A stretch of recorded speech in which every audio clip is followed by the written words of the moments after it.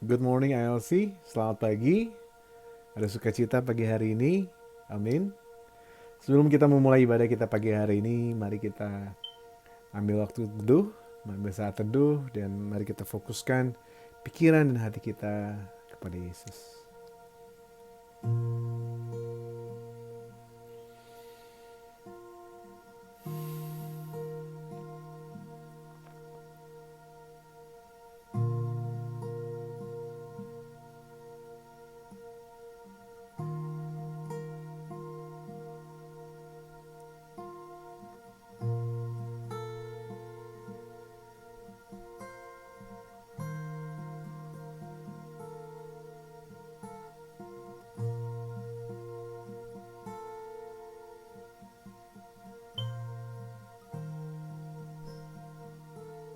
Amin, amin.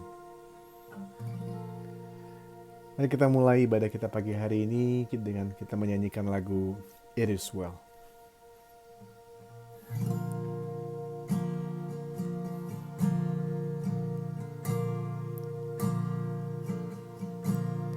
When peace like a river attend my way, when sorrows like sea billows roll, whatever my Lord thou hast taught me to say, it is well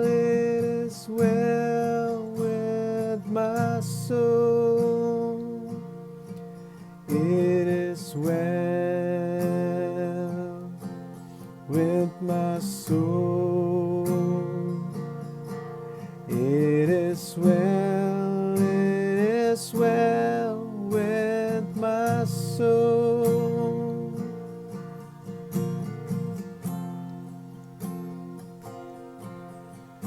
Sewaktu hidupku tenang dan aman, ataupun susah menimpa,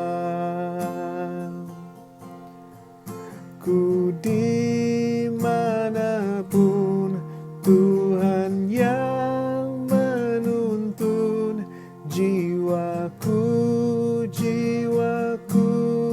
tenanglah jiwaku, tenanglah jiwaku, tenanglah.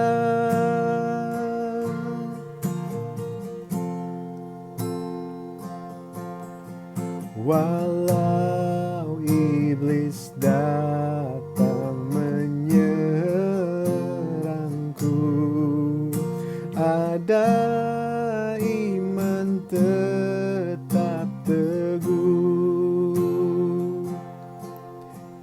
Ada Tuhan yang menyelamatkanku, jiwaku, tenanglah jiwaku, tenanglah jiwaku, tenanglah. It is well with my soul. It is well with my soul. It is well with my soul. It is well with my soul. It is well with my soul. Jiwaku, tenanglah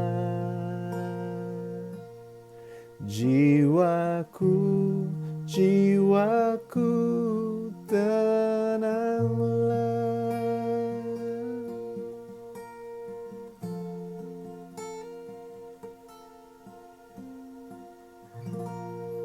Nama Bapa, Putra, dan Roh Kudus, pencipta langit dan bumi. Amin. Mazmur 23 firman Tuhan berkata, Tuhan adalah gembalaku, takkan kekurangan aku. Ia membaringkan aku di padang rumput yang hijau. Ia menuntunku ke air yang tenang. Ia menyegarkan jiwaku. Ia menuntun aku di jalan yang benar oleh karena namanya. Sekalipun aku berjalan di dalam lembah kekelaman, aku tidak takut bahaya. Sebab Engkau besertaku. Gadamu dan tongkatmu, itulah yang menghibur aku. Amin. Haleluya. Thank you, Lord. Terima kasih Tuhan. Mari kita nyanyikan lagu berikut. Kita bernyanyi lagu Sungguh Besar Kau Allahku.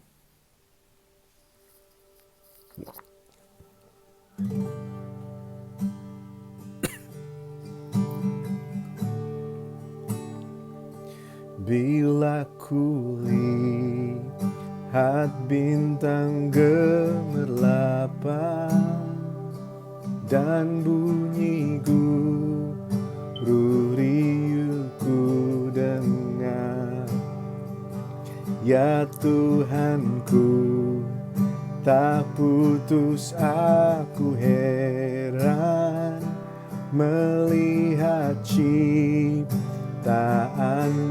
yang besar. Maka jiwaku pun memujimu, sungguh besar Kau Allahku. Maka jiwaku pun memujimu, sungguh besar Kau Allahku.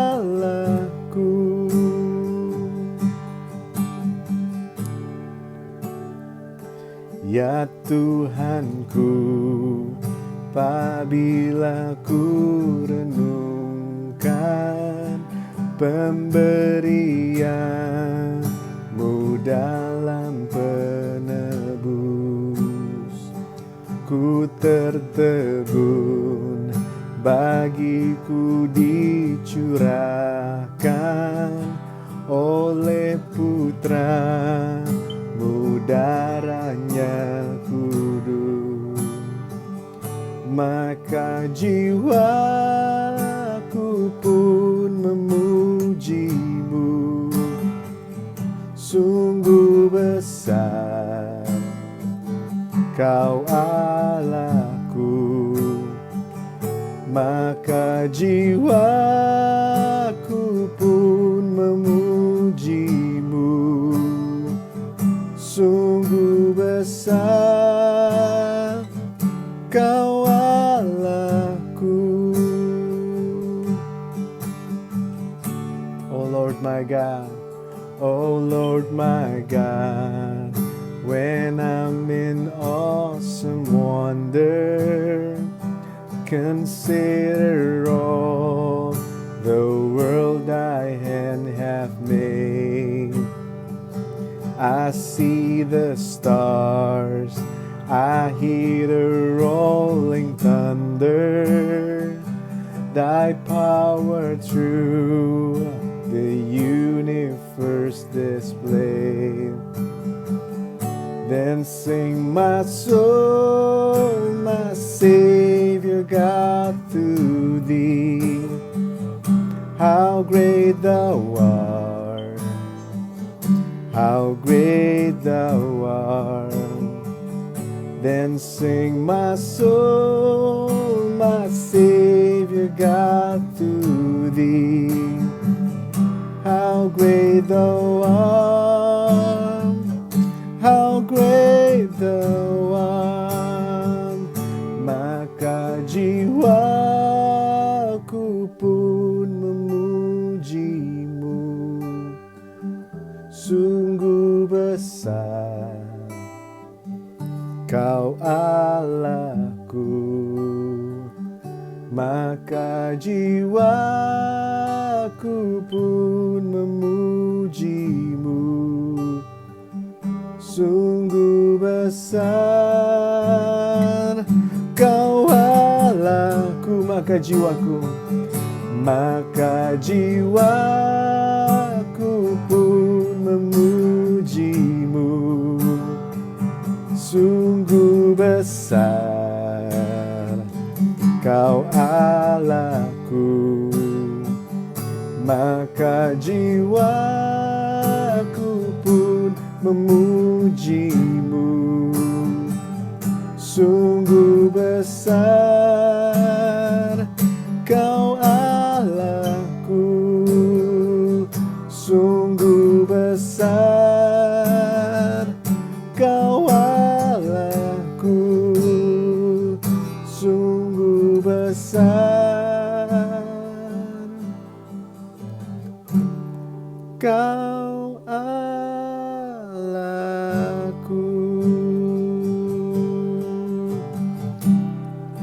Haleluya Tuhan. Terima kasih Tuhan. Kau begitu besar. Kau begitu besar Tuhan. Terima kasih Tuhan. Haleluya, haleluya. Tuhan, terima kasih buat karya penebusan-Mu di kayu salib Tuhan. Sehingga ketika kami percaya bahwa Engkau adalah Tuhan dan Juru Selamat, kami percaya bahwa hidup kami boleh diselamatkan. Kau selamatkan kami dari kutuk dosa. Kau selamatkan kami dari maut. Karena kami punya Engkau Tuhan. Terima kasih buat janji-Mu Tuhan. Firman-Mu ya dan amin Tuhan. Kami percaya kepada Engkau. Tapi ibu saudara, kami juga mengundang pada pagi hari ini untuk menyatakan komitmen kita lagi kepada Tuhan. Mari kita ambil komitmen ini. Tuhan Yesus, jadilah Tuhan dan Juru Selamat pribadi saya.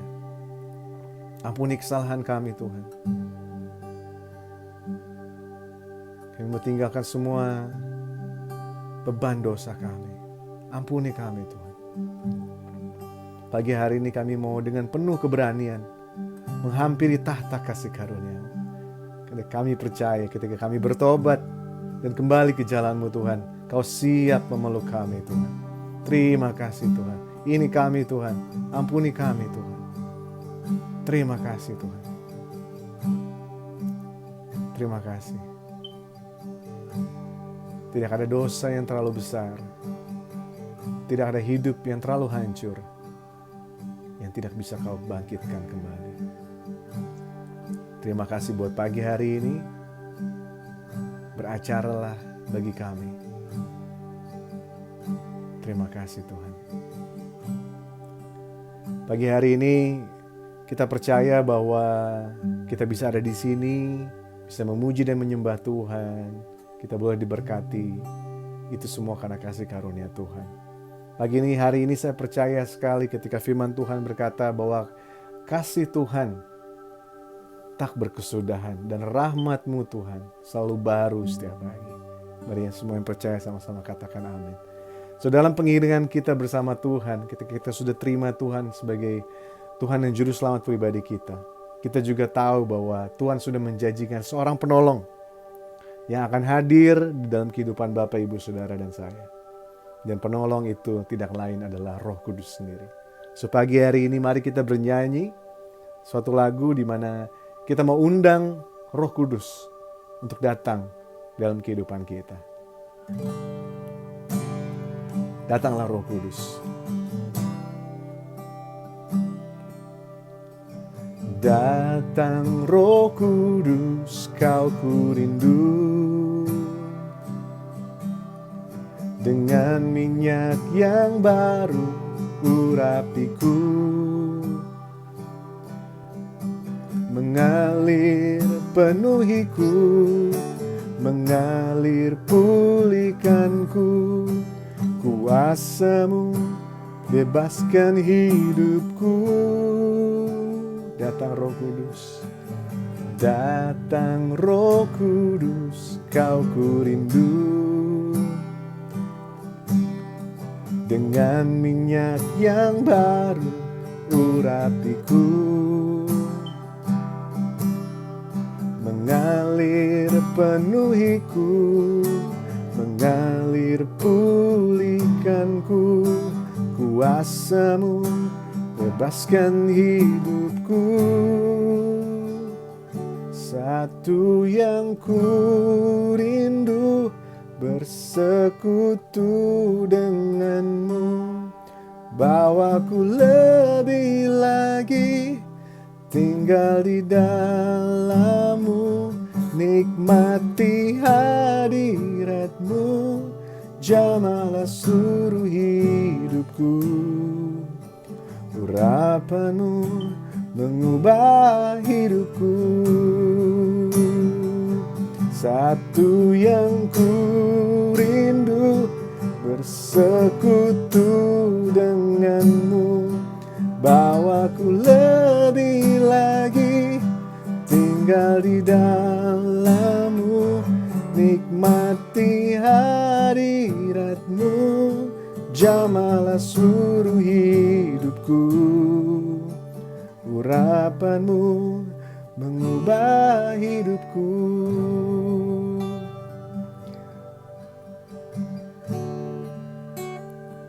Come Holy Spirit, come Holy Spirit, fall upon now.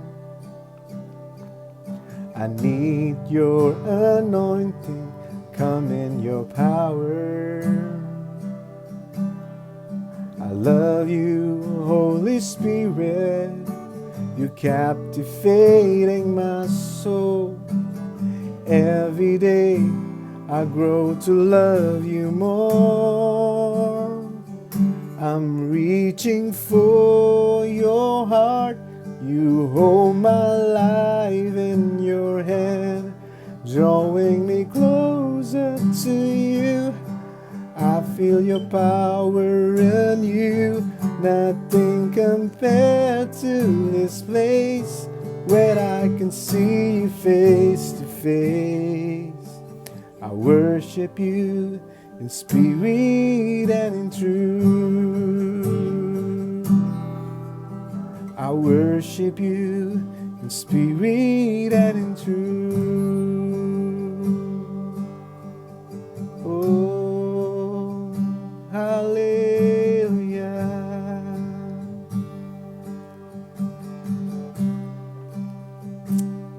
Terima kasih Tuhan. Terima kasih buat roh-Mu Tuhan, yang boleh hadir di tengah-tengah kami pagi hari ini.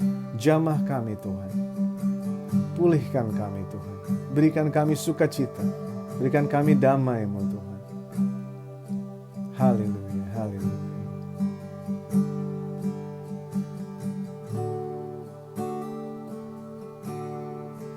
Hanya Kau Tuhan di hidupku. Kau berikan hidup yang baru. Darah-Mu menyucikan, pulihkan hatiku. Ku nyatakan Kaulah segalanya. Engkaulah sumber pengharapan. Kuasa-Mu sanggup menyembuhkan. Amin. Jiwaku pun berserah hanya kepadamu. Yesus, Kaulah segalanya. Karena salib-Mu, karena salib-Mu ku hidup. Karena salib-Mu ku menang. Engkau yang berkuasa, sanggup untuk melakukan mujizatmu, karena salibmu ku hidup, karena salibmu ku menang. Engkau yang berkuasa, sanggup untuk melakukan mujizatmu di hidupku.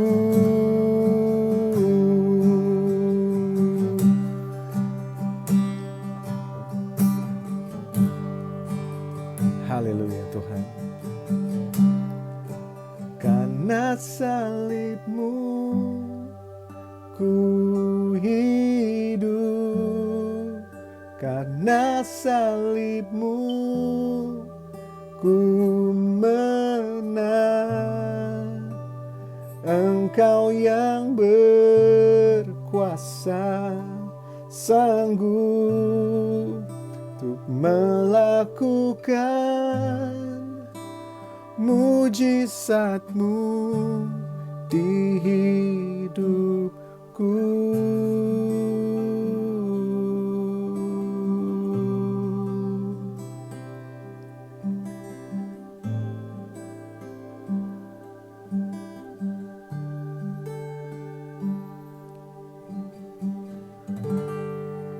Terima kasih Tuhan buat salib-Mu yang dahsyat. So pagi hari ini, siapa yang excited untuk mendengarkan firman Tuhan? So pagi hari ini, sebelum kita mendengarkan firman Tuhan, mari kita berdoa. Tuhan, terima kasih buat pagi hari ini Tuhan, ketika Tuhan berikan kami kesempatan untuk memuji dan menyembah Tuhan. Tuhan berikan kami kesempatan untuk membaca dan merenungkan firman Tuhan. Dan pagi hari ini pakailah mulut lidah hamba-Mu Tuhan dalam menyampaikan firman ini, sehingga apa yang keluar dari mulut lidah hamba-Mu ini berasal dari Engkau dan hanya Engkau saja Tuhan. Dan biarlah ketika kami mendengar firman ini, biarlah Tuhan ubahkan hati kami menjadi seperti tanah yang subur. Sehingga biarlah benih firman Tuhan yang ditanam ini Tuhan, ditabur ini boleh tertanam, mengakar, bertumbuh dan berbuah. Sehingga buahnya itu Tuhan boleh dinikmati oleh kami sendiri, keluarga kami, dan juga orang lain. Terima kasih Tuhan, di dalam nama Yesus. Mari semua excited dan siap mendengarkan firman Tuhan. Boleh sama-sama katakan, amin. So, selamat pagi Bapak Ibu Saudara.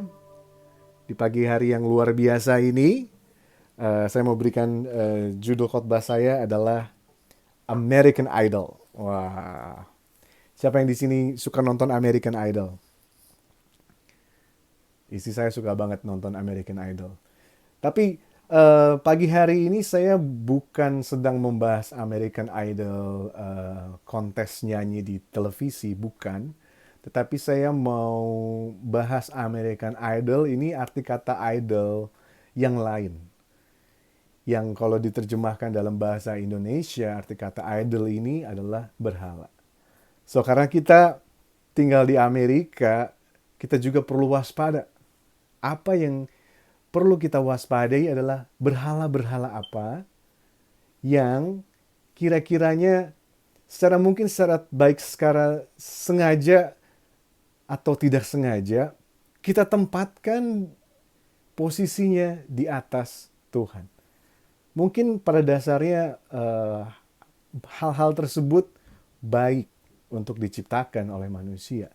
Tapi terkadang kita menempatkan hal tersebut di atas Tuhan sehingga itu bisa menjadi berhala dalam kehidupan kita. Mengerti ya Bapak Ibu Saudara? So pagi hari ini saya beri judul khotbah saya American Idol. Oke.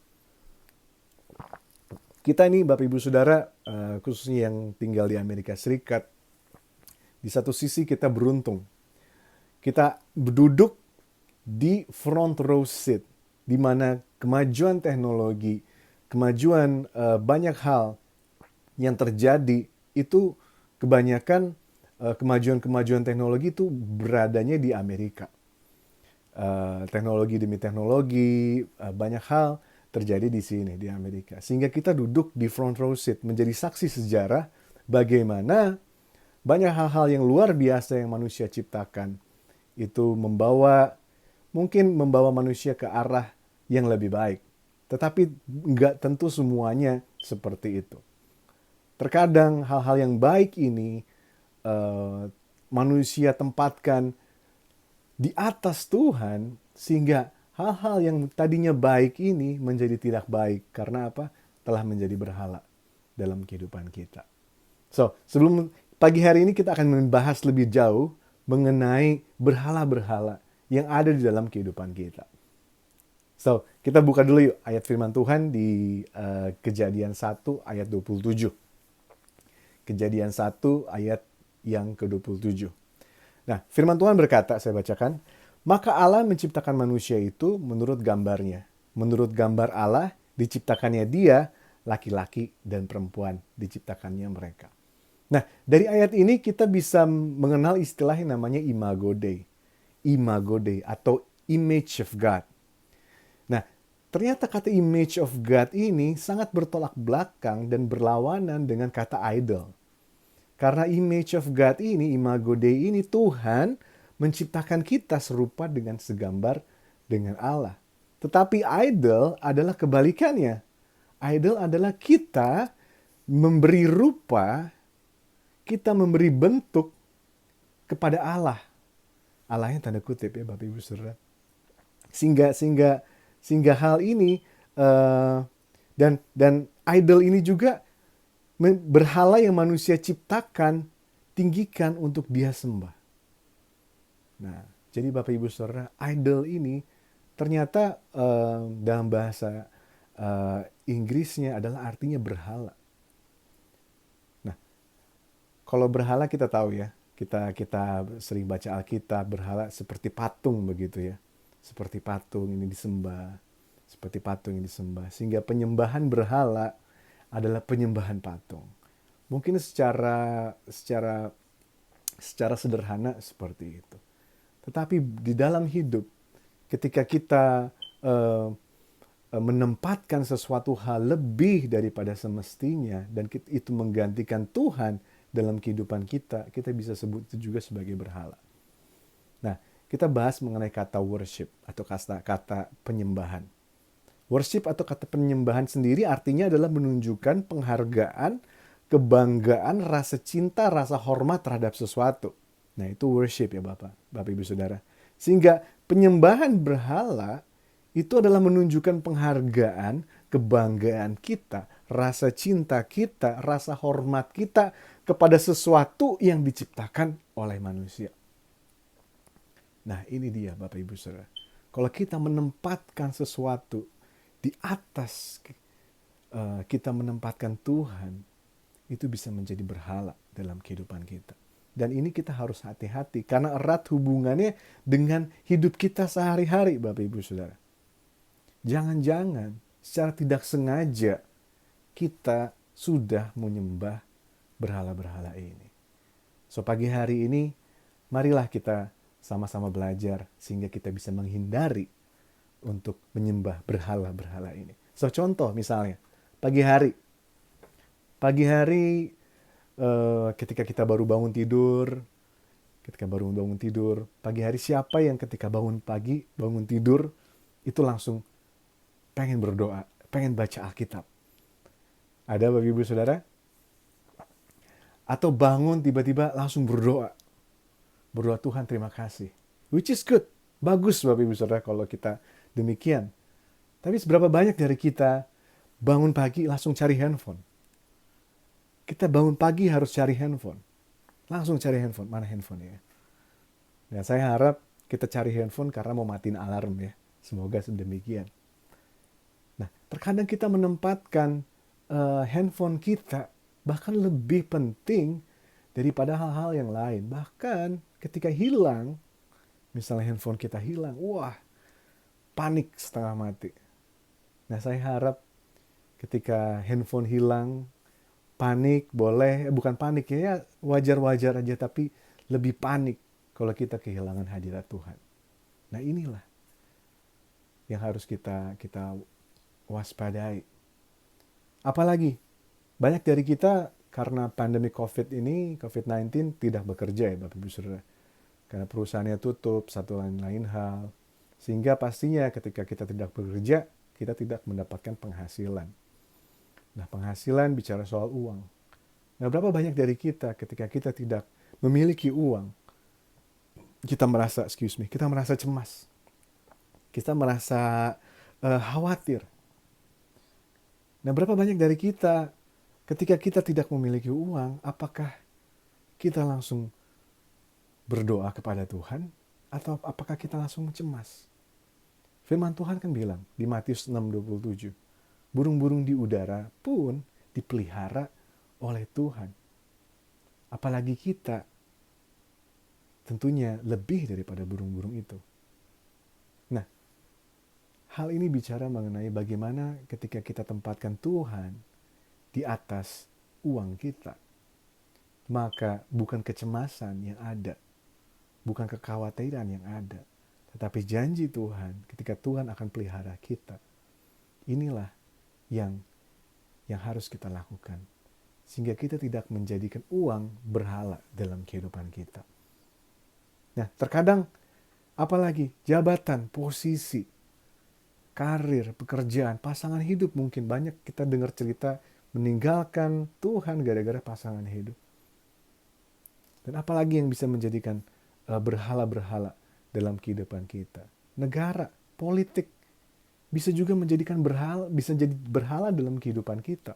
Saya tidak bilang negara atau politik itu jelek, tidak. Tapi terkadang kita begitu mengagung-agungkan negara tertentu, begitu mengagung-agungkan partai politik tertentu, sehingga kita menempatkan dia kepada posisi yang tidak semestinya. Kita menempatkan dia sejajar atau bahkan di atas dari Tuhan. Nih di Amerika, Bapak Ibu Saudara, sudah siap ya pemilihan presiden. Wah, Demokrat, Republik, semua berlomba-lomba.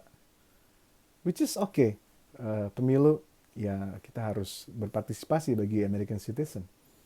Tapi ketika kita menjadikan politik itu melebihi dari Tuhan, kita tidak mengandalkan Tuhan, tapi benar-benar mengandalkan hal-hal seperti ini, politik ini bisa, jangan berhati-hati, kita bisa menjadi berhala dalam kehidupan kita. Dan Bapak Ibu Saudara, sejarah juga mencatat bagaimana negara bisa jadi berhala. Ketika pastinya kita melihat sejarah, betapa banyak orang yang mati, betapa banyak korban-korban jiwa berjatuhkan hanya demi ideologi. Menempatkan Tuhan, menempatkan negara di atas Tuhan. Bahkan membawa nama Tuhan untuk menindas. So, ini yang harus kita waspadai. Negara dan politik bisa juga jadi berhala dalam kehidupan kita.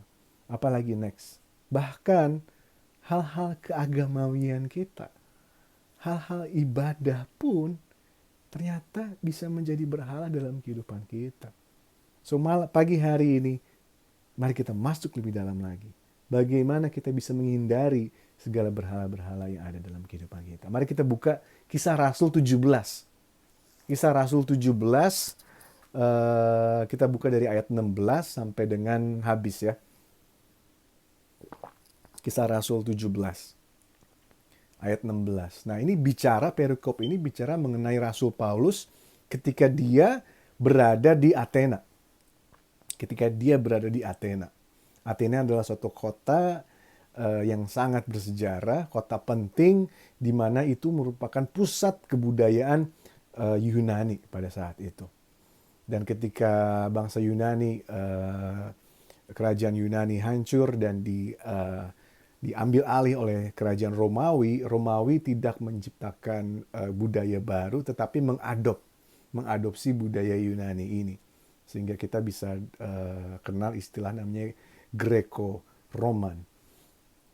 Nah, Yunani, Paulus sedang berada di Yunani, Bapak Ibu Saudara, khususnya di Athena. Nah, situasi Athena mungkin 2000 tahun yang lalu memiliki kemiripan dengan situasi di Amerika di 2020. Tentunya banyak sekali ya perbedaannya. Tapi saya mau ambil ada kemiripan di beberapa prinsip-prinsip tertentu. Contohnya begini, Athena adalah pusat pusat di mana banyak sekali orang-orang terpelajar di situ. Banyak sekali tempat-tempat di mana kita bisa belajar mengenai budaya Yunani saat itu. Nah, sama halnya ketika seperti di Philadelphia mungkin. Di sini kan banyak universitas-universitas terkenal ya, Bapak Ibu Saudara. Penn State, UPenn, Drexel, apalagi Temple, Villanova, LaSalle.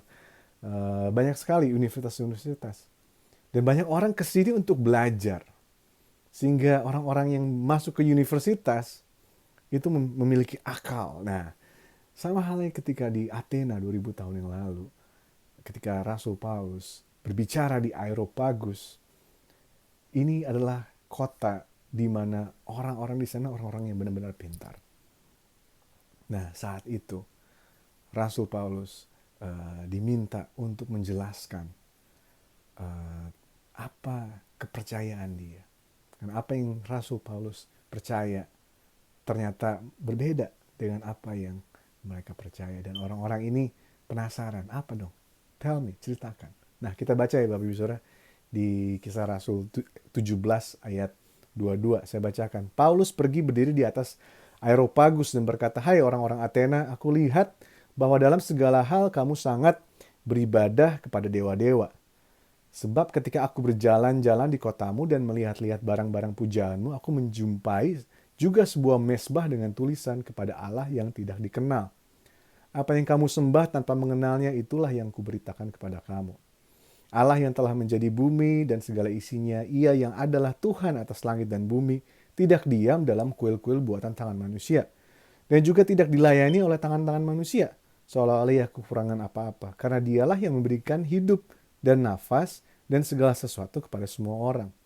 Dari satu orang saja ia telah menjadikan semua bangsa dan umat manusia untuk mendiami seluruh muka bumi. Dan ia telah menentukan musim-musim bagi mereka dan batas-batas kediaman mereka. Supaya mereka mencari dia dan mudah menjamah dan menemukan dia. Walaupun ia tidak jauh dari kita masing-masing. Sebab di dalam dia kita hidup, kita bergerak, kita ada seperti yang telah juga dikatakan pujangga-pujanggamu. Sebab kita ini dari keturunan Allah. Karena kita berasal dari keturunan Allah, kita tidak boleh berpikir bahwa keadaan ilahi sama seperti emas atau perak, atau batu ciptaan, kesenian dan keahlian manusia. Dengan tidak memandang lagi zaman kebodohan, maka sekarang Allah memberitakan kepada manusia bahwa di mana-mana semua mereka harus bertobat.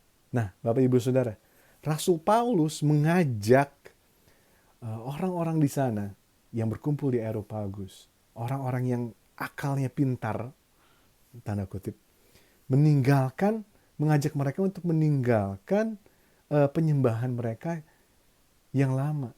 Dan Rasul Paulus mengajarkan bahwasannya ada Tuhan yang sebenarnya bisa dikenal. Nah, kenapa Rasul Paulus bisa bilang seperti itu? Karena Rasul Paulus benar-benar tahu siapa yang dia sembah.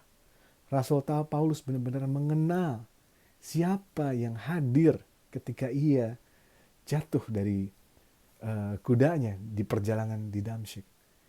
Rasul Paulus tahu siapa yang dia sembah. Rasul Paulus mengenal Yesus, Bapak Ibu Saudara. Nah, berbeda dengan orang-orang di Athena lainnya. Mereka menyembah, tapi mereka tidak tahu mereka menyembah apa. Nah, inilah yang Rasul Paulus coba ajak. Ayo, bertobat. Sembahlah Tuhan yang tidak diam di kuil-kuil. Sembahlah Tuhan yang di luar dari segala apa yang kamu bisa ciptakan. Berhala-berhala ini. Tuhan adalah lebih besar dari semua yang bisa kita ciptakan. So, Bapak Ibu Saudara, bagi kita yang sudah kenal gereja sejak kecil, termasuk saya juga, dari kecil saya sudah kenal gereja, sudah pergi ke gereja, saya mau mengajak kita Bapak Ibu Saudara untuk lebih kritis lagi melihat bagaimana kita melakukan ibadah dan penyembahan kita. Dan kita bisa belajar dari Kisah Rasul 17 ini Bapak Ibu Saudara. Khususnya kita baca di ayat 17, ayat 29. Kita tidak boleh berpikir bahwa keadaan ilahi sama seperti emas atau perak atau batu, ciptaan kesenian dan keahlian manusia. Nah, Bapak Ibu Saudara, eh, beberapa, kalau nggak salah tahun lalu, ada sebuah katedral yang begitu indah, yang begitu megah di kota Paris kebakaran. Tahu nggak Bapak Ibu Saudara? Katedral itu namanya Notre Dame. Nah, ketika itu kebakaran, wah heboh semua. Heboh, semua heboh karena ini termasuk katedral yang paling indah katanya. Bahkan konon ketika Perang Dunia Kedua, ketika Jerman kalah dan mundur dari kota Paris, ada suatu prajurit yang disuruh untuk menanam banyak bahan peledak di gereja tersebut, tapi prajurit tersebut mengurungkan niatnya karena melihat begitu indahnya katedral Notre Dame ini. Akhirnya prajurit itu mengurungkan niatnya, tidak jadi dibom. Tapi tahun lalu kalau nggak salah, kebakaran Bapak Ibu Saudara. Begitu indah kebakaran. Nah, apa yang saya coba, maksud saya apa? Maksud saya adalah katedral, gedung gereja, sebagus-bagus apapun itu, adalah ciptaan manusia, Bapak Ibu Saudara. Nah, apalagi? Musik, musik yang kita nyanyikan, ciptaan manusia. Bahkan musik-musik penyembahan yang kita nyanyikan, mulai dari lagu hymn sampai lagu-lagu Hillsong, itu adalah ciptaan manusia. Begitu bagusnya, tetap adalah ciptaan manusia. Nah, apalagi? Khotbah, sermon, mulai dari saya yang terbatas ini dalam berkata-kata, sampai dengan khotbahnya Billy Graham, sekalipun, tetap adalah manusia. Bukan perkataan dari Tuhan sendiri. Tapi memang masih ada unsur manusianya begitu. Sehingga Bapak Ibu Saudara, kita harus sadar bahwasannya Tuhan itu tidak identik dengan pujian penyembahan kita. Nah, bukan berarti semua itu jelek. Tidak, sekali lagi saya tidak bilang seperti itu. Tetapi kita harus lihat bahwa semuanya ini tidak sempurna. Semuanya ini tidak sempurna. Karena semua ini adalah hasil karya dari kita manusia yang tidak sempurna. Nah, kita harus mau rendah hati, katakan rendah hati. Kita harus mau rendah hati melihat bahwa semua ini adalah tidak sempurna. Dan ini adalah ciptaan kita dan bukan ciptaan Tuhan. Nah, kenapa saya bilang seperti ini? Ini maksud saya adalah supaya kita tidak terjebak dalam menyembah berhala-berhala tersebut.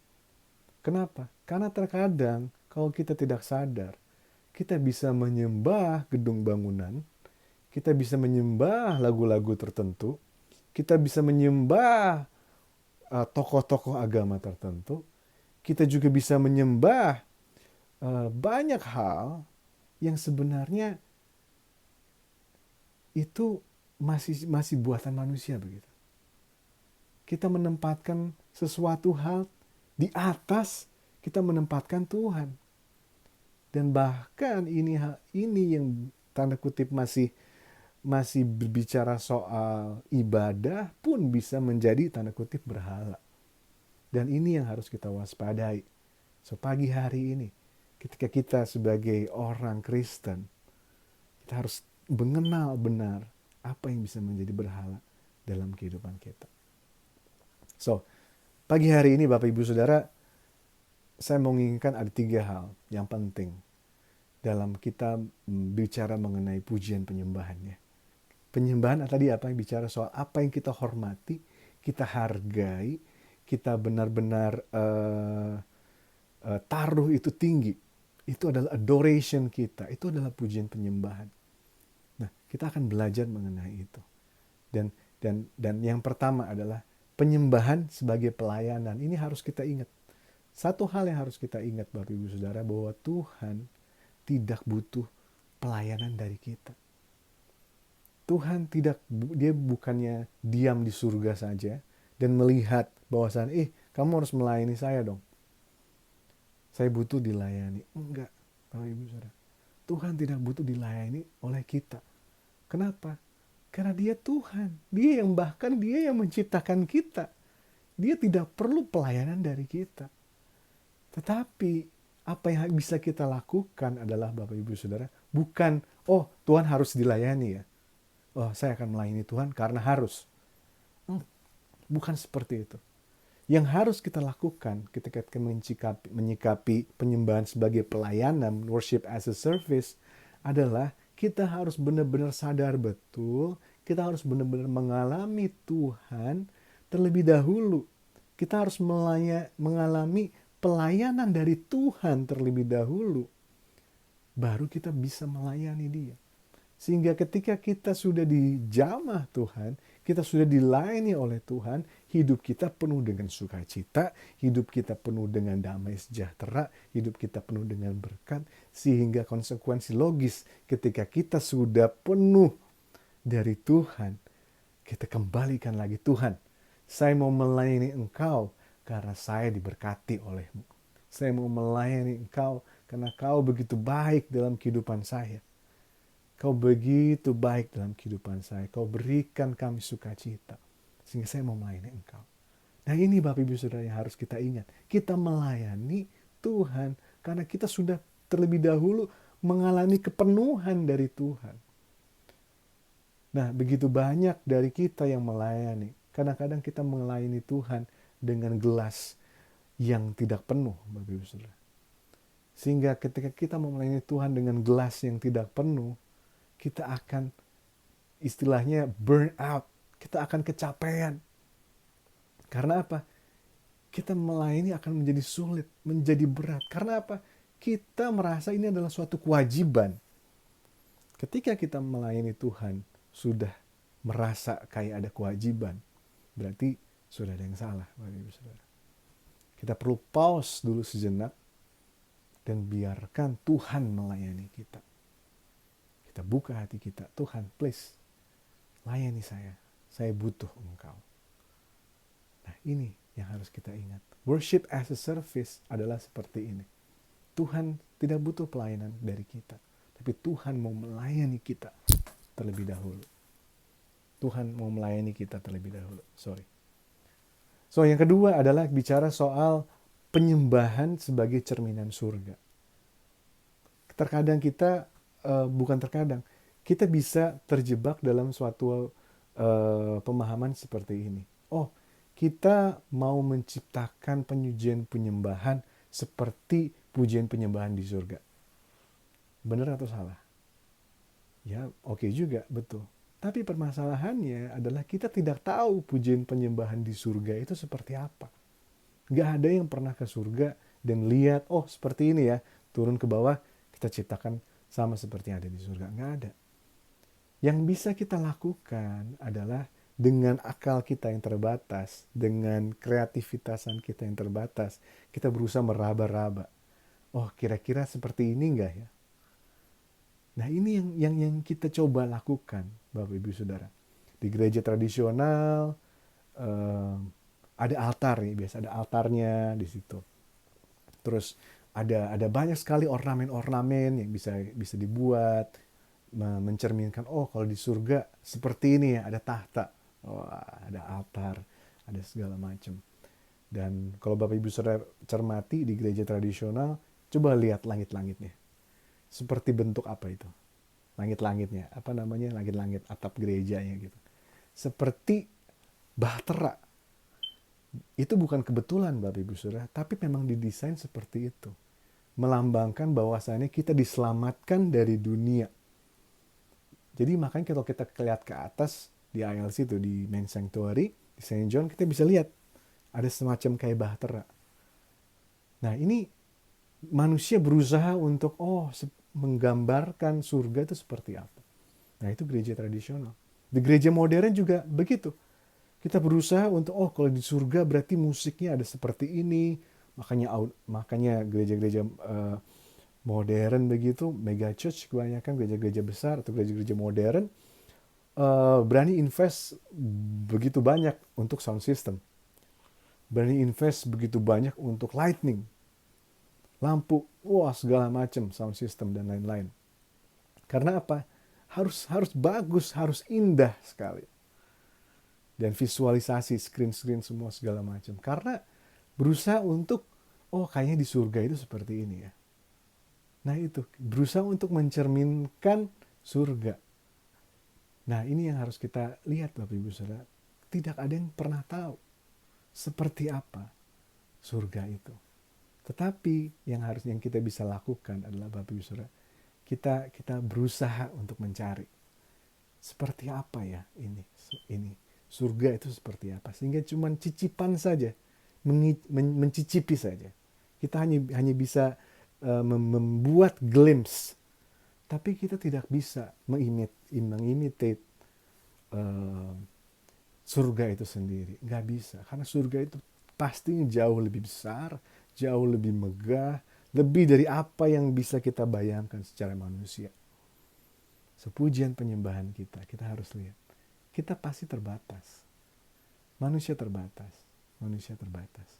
So, yang ketiga adalah kadang kita ingin masuk ke dalam tata ibadah di mana ada afirmasi, ada penguatan, ada kesegaran begitu.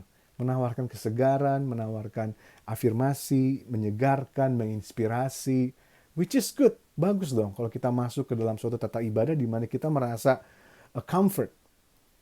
Saya pernah ada istilah begini, church, you have to enjoy the church, not to endure the church, ngerti nggak? Wah gereja itu harus dinikmati, which is nggak salah juga. Tapi satu hal yang harus kita ingat Bapak Ibu Saudara, bahwasannya kalau kita bergerak dalam zona kenyamanan, perubahan akan sedikit sekali untuk bisa terjadi. Karena growth sama comfort adalah hal yang sangat bertolak belakang. Tidak mungkin ada growth di dalam comfort. Dan ketika ada comfort, tidak mungkin ada growth. Sehingga kalau kita mau ke gereja, mau denger yang baik-baik aja, mau denger yang oke-oke aja, saya mau ke gereja, mau disegarkan. Saya ke gereja, mau disemangati. Saya ke gereja, mau dapat berkat. Nggak ada yang salah sama itu. Tetapi kalau kita berfokus sama itu saja, Bapak Ibu Saudara, kita jadi lupa bahwasannya ada tujuan yang harus kita kejar dalam hidup. Ada yang namanya stretch yang harus dilakukan supaya kadang-kadang ini tidak nyaman. Mau nggak mau tidak nyaman. Saya ingat Bapak Ibu Saudara, saya 28 tahun di gereja Katolik. Saya 28 tahun di gereja Katolik. Saya begitu nyaman dengan pujian penyembahan di gereja Katolik. Saya begitu nyaman. Saya mengerti, saya senang, khusyuk, semua segala macam. Sampai suatu saat Tuhan bawa saya untuk belajar di luar dari tradisi gereja Katolik. Saya mulai pergi ke denominasi lain. Saya mulai belajar dan begitu paradigma saya berubah. Tadinya saya nggak mau, saya nggak mau keluar. Saya sudah nyaman di sini, saya nggak mau keluar. Bahkan kalau istilahnya kalau keluar dianggap sesat begitu ya. Tapi Tuhan bawa saya keluar dan saya belajar. Mulai dari gereja evangelical sampai ke gereja karismatik, sampai pada akhirnya sekarang di gereja Anabaptist Mennonite. Paradigma-paradigma dalam pikiran saya itu sangat berubah. Banyak sekali hal-hal yang tidak nyaman yang mau saya harus kerjakan, saya harus lalui. Memang ada hal yang menginspirasi, ada hal yang menguatkan, tetapi hal ini juga harus diimbangi dengan bagaimana kita mau bertumbuh. Dan terkadang pertumbuhan ini tidak enak, Bapak Ibu Saudara. Pertumbuhan ini tidak enak. Saya harus melalui banyak sekali tantangan demi tantangan. Sehingga ketika kita mau menstruktur pujian penyembahan kita, bukan cuma hanya enak didengar, tapi haruslah ini menjadi ruang di mana kita juga mau memiliki namanya rendah hati, mau memiliki ruang di mana kita harus mau bersabar, dan harus memiliki ruang di mana kita juga belajar humble. Ada amin Bapak Ibu Saudara. So, ayat terakhir saya tutup di Roma 12 ayat 1 sampai dengan 2. Ketika kita bicara mengenai berhala-berhala yang ada di sekitar kita, Bapak Ibu Saudara, kita harus ingat ayat ini. Saya akan bacakan terjemahan Indonesia dari versi The Message, dari Roma 12 ayat 1 sama 2. Saya akan bacakan Bapak Ibu Saudara seperti ini. Karena itu saudara-saudara, demi kemurahan Allah, aku menasihatkan kamu supaya kamu mempersembahkan tubuhmu sebagai persembahan yang hidup. Ambillah kehidupanmu sehari-hari. Tidur, makan, pergi kerja, jalan-jalan, dan taruh itu sebagai persembahan kepada Allah. Menerima bahwa Allah telah memberimu hal yang terbaik adalah hal yang baik yang kita bisa syukuri dari Tuhan. Janganlah kamu menjadi serupa dengan dunia ini yang sangat terbiasa dengan banyak sekali kebiasaan demi kebiasaan, sehingga kita lupa mengikutinya begitu saja tanpa berpikir. Tetapi tetaplah fokus kepada Tuhan sehingga kita diubahkan luar dan dalam. Siaplah mengenal apa yang menjadi keinginan Tuhan dan responilah itu. Bukan seperti budaya yang ada di sekitar kita yang terus membuat kita menjadi semakin tidak dewasa. Tetapi Tuhan akan membuat kita menjadi dewasa. So Bapak Ibu Saudara, kalau kita mau benar-benar diberkati, hati-hati sama yang namanya berhala-berhala. Karena berhala-berhala itu juga ada di gereja. Berhala-berhala itu juga ada di sekitar kita. So pastikan kita menomorsatukan Tuhan di atas segala-galanya. Caranya gampang. Kalau kita menomorsatukan Tuhan, ketika ada hal-hal lain yang hilang dalam kehidupan kita, kita tidak merasa kecewa, kita tidak merasa putus asa, kita tidak merasa khawatir. Karena kita punya Tuhan. Raja di atas segala raja, Tuhan di atas segala Tuhan, sumber mujizat, sumber berkat yang kita taruh di atas. Kita memuji dan menyembah Tuhan, kita tahu, oh ini tempatnya di atas ya. Sehingga tidak ada lagi yang bisa menggoyahkan kehidupan kita sebagai umat Tuhan. Di tengah pandemik ini, di tengah situasi-situasi yang tidak menentu di depan sana, siapa yang menjadi Tuhan dalam kehidupan kita? So pastikan Bapak Ibu Saudara, kita menyembah Tuhan di dalam roh dan kebenaran.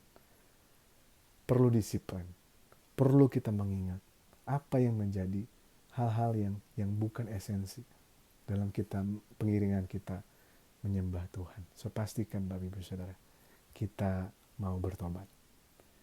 Ada amin? So mari kita berdoa. Tuhan, pagi hari ini kami boleh diingatkan lagi mengenai banyak sekali berhala-berhala yang ada di dalam kehidupan kita. Ampunilah kami Tuhan jika masih banyak kami juga gagal menaruhkan posisimu Tuhan di atas segala-galanya. Pagi hari ini ampuni kami. Kami mau kembali lagi mau menomorsatukanmu Tuhan lebih dari apapun itu. Karena kami tahu bahwa Engkau layak kami tinggikan lebih dari apapun itu yang ada di dunia ini Tuhan. Kami percaya Tuhan bahwa ketika kami menomorsatukan Engkau, Tuhan akan membantu kami. Tuhan akan berikan berkat-Nya. Tuhan juga akan bawa kami Tuhan mengalami kedewasaan rohani. Tuhan akan membawa kami mengalami yang namanya kepenuhan di dalam roh. Terima kasih Tuhan pagi hari ini. Biarlah Tuhan yang sempurnakan apa yang kurang sempurna. Dan biar Roh Kudus sendirilah yang menyempurnakan dan menjamah kita semua. Sehingga kita boleh mendapatkan sesuatu hal yang berharga yang kita bisa pakai dalam kehidupan kita sehari-hari. So biarlah penyembahan kami Tuhan bukan cuma penyembahan di gereja, tapi penyembahan di kehidupan sehari-hari kita. Dan kita selalu menerus mengandalkan Tuhan di atas segala-galanya. bukan mengandalkan liturgi, bukan mengandalkan apapun, tapi benar-benar mengandalkan Tuhan. Bukan mengandalkan pelayan Tuhan, bukan mengandalkan hamba Tuhan, bukan mengandalkan apapun organisasi-organisasi yang Tuhan sudah taruhkan, enggak. Tapi kami mengandalkan Tuhan. Kami bukan mengandalkan negara, kami bukan mengandalkan uang, kami bukan mengandalkan apapun, jabatan, posisi, dan lain-lain, enggak. Tapi kami mau mengandalkan Tuhan. Kami memuji dan menyembah Tuhan. Satu-satunya Tuhan, Yesus, Tuhan dan Juru Selamat kami.